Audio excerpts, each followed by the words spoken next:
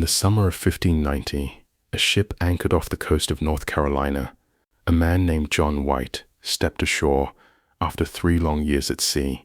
He had crossed the Atlantic to reunite with his family, his wife, his daughter, and his granddaughter, Virginia Dare, the first English child born in the New World. But when he reached the settlement, it was gone. No people, no bodies, no signs of struggle, only one word carved into a post: Croatoan. This is the mystery of the lost colony of Roanoke, a story that has haunted historians for more than 4 centuries. What happened to the 1115 English settlers who vanished without a trace? The story begins in 1584, when Queen Elizabeth I granted explorer Sir Walter Raleigh permission to establish a colony in the New World. Spain already ruled much of the Americas, and England wanted its own foothold. Raleigh's first expedition reached the coast of what's now North Carolina and called the island Roanoke, after the native people who lived there. The first attempt to settle failed. Harsh weather, hunger, and conflict with native tribes forced the colonists to abandon the mission. But Raleigh tried again. In 1587, he sent a second group, men, women, and children, led by artist and explorer John White. Among them was White's daughter, Eleanor Dare, who soon gave birth to Virginia Dare, the first English child born in the Americas. At first, things seemed hopeful. The settlers built homes and prepared to start a new life. But soon supplies ran out.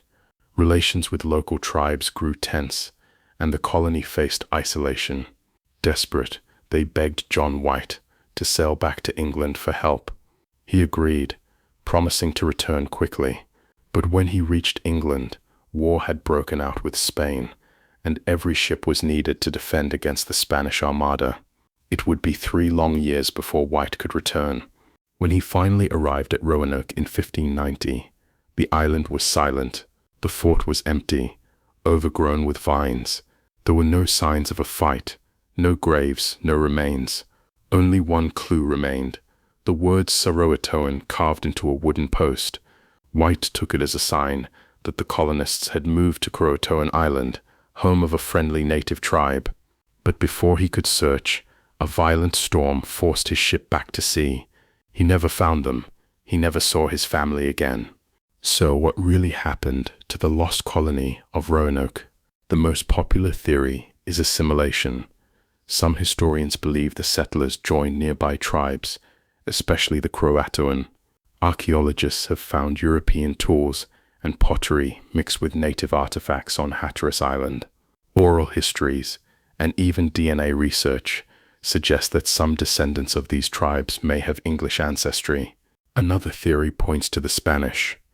At the time, Spanish forces were moving north from Florida and may have destroyed the English outpost, but no records or remains have ever confirmed this.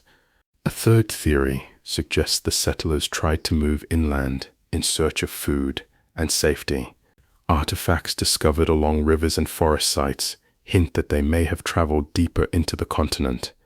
But if they did, their trail soon vanished. Then there are the mysterious Dare stones. In the 1930s, carved stones appeared, allegedly written by Eleanor Dare, describing the colonists' suffering and deaths. But most experts now believe they were elaborate fakes. Modern technology has brought the mystery back into focus. Archaeologists using radar and satellite imaging have found evidence of English artifacts at a site about 50 miles inland from Roanoke Island, known today as Site X. The findings suggest that at least some of the colonists may have moved there. Still, no human remains or written records have been found. After more than 400 years, the lost colony of Roanoke remains one of America's greatest mysteries. Were they killed, captured, or absorbed into native tribes? Did they starve or simply move on and fade into history? Perhaps they survived for a time, blending into the world around them, until their language, culture, and names disappeared forever. Maybe the answer lies not in what we've lost, but in what we've forgotten. Follow and now like our page, Achiever Studio, for more and interesting misery.